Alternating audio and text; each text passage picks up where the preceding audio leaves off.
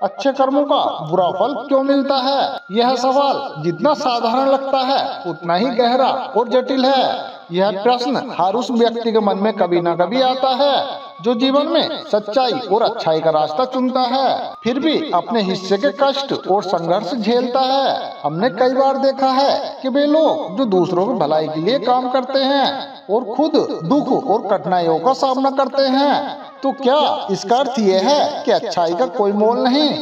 क्या इस संसार में न्याय नहीं?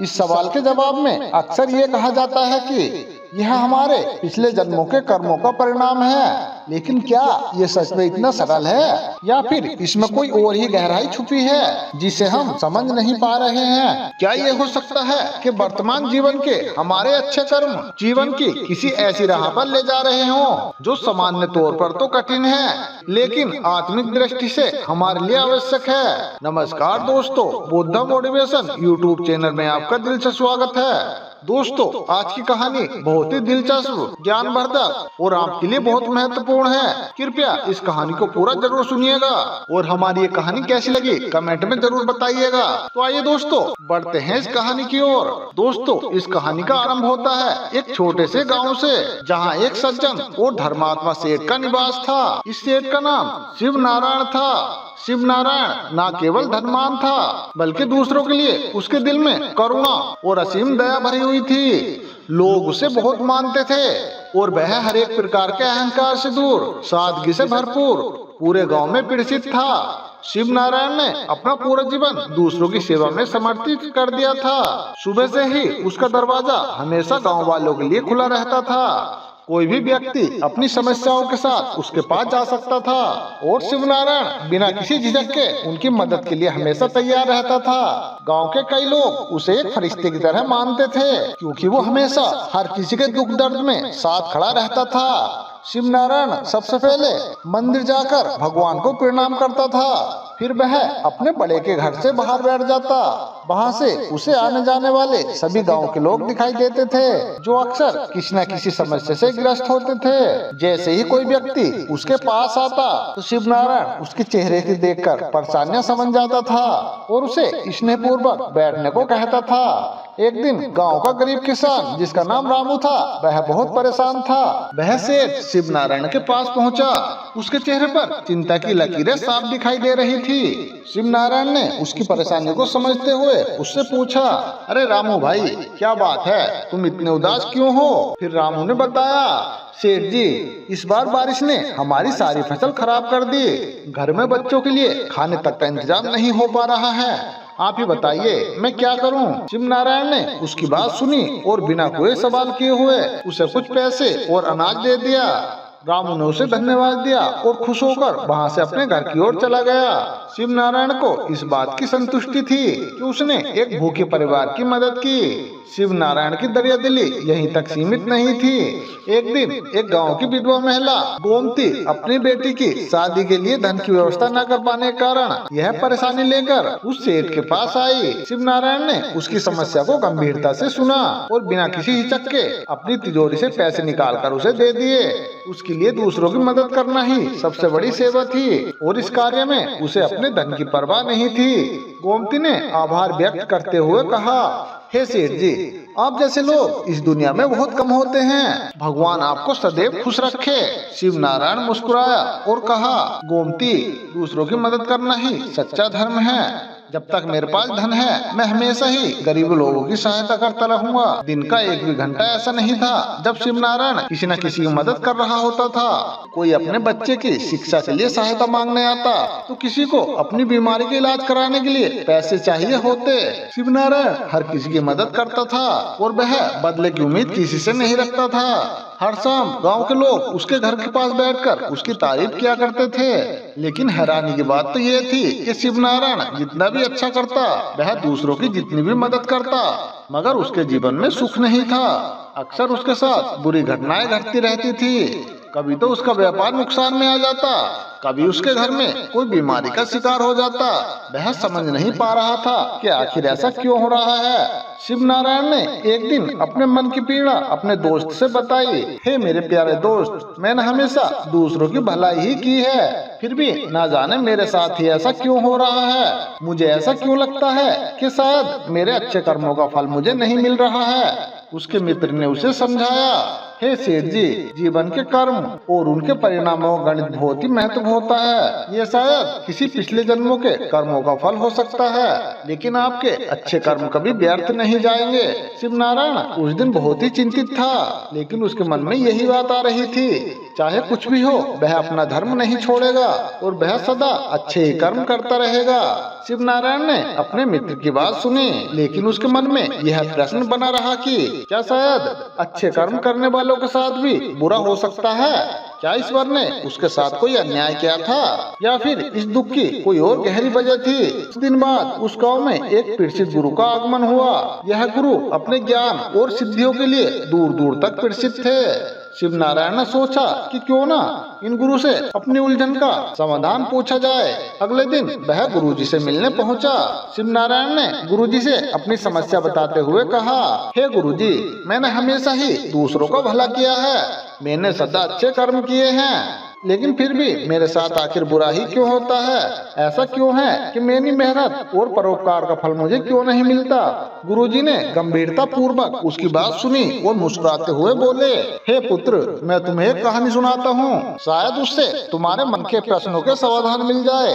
गुरुदेव ने शिव नारायण को गरुड़ की कहानी सुनाने का निश्चय किया और कहा, बहुत समय पहले की बात है, एक गरुड़ आकाश में उड़ते हुए अपने बच्चों के साथ एक विचार कर रहा था कि वह अपने जीवन में कर्मों का महत्व अपने बच्चों को कैसे समझा सकता है। एक दिन उसने अपने बच्चों को पास बुलाया और उन्हें एक कहानी सुनानी शुरू की, जिसमें एक रानी और राजा की कथा थी। फिर गुरुजी ने कहना शुरू किया, मेरे प्यारे बच्चों, एक समय की बात है। फिर गरुड़ ने बच्चों से कहा, एक राज्य था जहाँ राजा अमृत और रानी सौम्य का शासन था। राजा और रानी बहुत ही दयालु और न्यायप्रिय थे। उन्होंने अपने जीवन में कभी भी किसी का बुरा नहीं किया था और उन्होंने हमेशा ही लोगों का भला सोचा। उन्होंने हर तरह से अच्छे कर्म किए और वे अपनी प्रजा की भलाई में लगे रहे। तो फिर बच्चों ने पूछा, हे पिताजी, फिर उनके जीवन में क्या कठिनाइयाँ थी। फिर गरुड़ ने जवाब दिया, बच्चों, जीवन में कभी कभी हमारे अच्छे कर्मों का फल तुरंत ही नहीं मिलता। राजा और रानी ने बहुत अच्छे कर्म किए थे, लेकिन उनके जीवन में फिर भी कई कठिनाइयाँ थीं। एक दिन राजा ने सोचा, मैंने जीवन भर अच्छे कर्म किए, फिर भी हमारे जीवन में दुख क्यों है। राजा ने कई संतों और ऋषियों से अपने इस समस्या के समाधान को जानने की कोशिश की, लेकिन किसी के पास भी स्पष्ट जवाब नहीं था। एक दिन गुरुजी ने कहानी आगे बढ़ाई। राजा और रानी ने एक दिन अपने महल में एक महान ऋषि को बुलाया और उनसे पूछा, हे ऋषिवर, हमने कभी भी किसी का बुरा नहीं किया, फिर भी हमारे जीवन में ये दुख क्यों है। क्या हमारे अच्छे कर्म व्यर्थ हो गए। ऋषि ने ध्यानपूर्वक राजा और रानी को देखा और बोले, हे महाराज, यह संसार कर्मों का चक्र है। वर्तमान जीवन में हम जो कष्ट सहते हैं उनका कारण पिछले जन्म के कर्म भी हो सकते हैं, परंतु आपके इस जीवन के कर्म पिछले बुरे कर्मों को अच्छे बना सकते हैं। यह अवश्य नहीं है कि आपके अच्छे कर्मों का फल तुरंत मिले, लेकिन इनका प्रभाव धीरे धीरे आप पर और आपके वंश पर पड़ने लगता है। हे गुरुवर, क्या हमारे अच्छे कर्मों का हमें कोई फल नहीं मिलेगा। गुरुदेव ने कहा, ऐसा नहीं है बेटा, अच्छे कर्म हमेशा ही अपना प्रभाव छोड़ते हैं, चाहे वो देर से ही सही। अगर आप धैर्य रखेंगे और अपने कर्मों पर लगे रहें, समय के साथ उनके सुखद परिणाम अवश्य ही आएंगे। गरुड़ ने अपने बच्चों को कहा। इस तरह राजा और रानी ने यह समझ लिया कि अच्छे कर्म करना स्वयं में ही एक पुण्य है और हमें उसका फल अवश्य ही मिलता है। हमारे कर्मों का प्रभाव हमारे जीवन की दिशा तय करता है। गरुड़ के बच्चों ने आचार्य से कहा, हे पिताजी, हमने समझ लिया, चाहे परिणाम देर से ही मिले, अच्छे कर्म करना कभी भी व्यर्थ नहीं जाता। गरुड़ ने मुस्कुराते हुए कहा, हाँ, यही जीवन का सत्य है। हमें हमेशा यह ध्यान रखना चाहिए कि हमारे कर्म हमारे भविष्य का निर्माण करते हैं। गुरुजी ने गरुण की यह कहानी सुनाई तो शिव नारायण का मन धीरे धीरे शांत होने लगा। उसे यह समझ आने लगा कि उसके वर्तमान जीवन में जो कष्ट हैं वह संभवतः उसके ही पूर्व जन्मों के कर्मों का फल है। उसने गुरुजी से पूछा, हे गुरुदेव, क्या मेरे अच्छे कर्म ही मेरे जीवन के भविष्य को संवार सकते हैं? गुरुजी ने सर हिलाते हुए कहा, हाँ बेटा, अच्छे कर्मों के फल हमें समय के साथ जरूर मिलते हैं, चाहे वह इस जन्म में मिले चाहे अगले जन्म में। शिव नारायण की जिज्ञासा को शांत करने के लिए गुरुजी ने एक और कहानी सुनाने का निर्णय किया। उन्होंने कहा, मैं तुम्हें गुरु और शिष्य की एक कहानी सुनाता हूँ जो तुम्हें तुम्हारे सवालों का उत्तर देगी। गुरुजी ने कहना शुरू किया, एक बार एक शिष्य अपने गुरुजी के पास गया और उन्होंने उनसे पूछा, हे गुरुदेव, मैंने देखा है कि कुछ लोग जीवन भर अच्छे कर्म करते हैं फिर भी उनके जीवन में कठिनाइयाँ बनी रहती हैं, भला ऐसा क्यों है? गुरुजी ने उसे मुस्कुराते हुए देखा और कहा, हे वत्स, तुम्हें इस प्रश्न का उत्तर पाने के लिए एक छोटी सी परीक्षा देनी होगी। शिष्य ने तत्परता से कहा, हे गुरुदेव, मुझे यह परीक्षा देने में कोई भी आपत्ति नहीं है। फिर गुरु ने शिष्य से कहा, अगले 7 दिनों तक हर सुबह अपनी पहली सोच और हर रात अपनी आखिरी सोच का ध्यान करना। तुम ये देखो कि तुम किस पर ध्यान केंद्रित करते हो।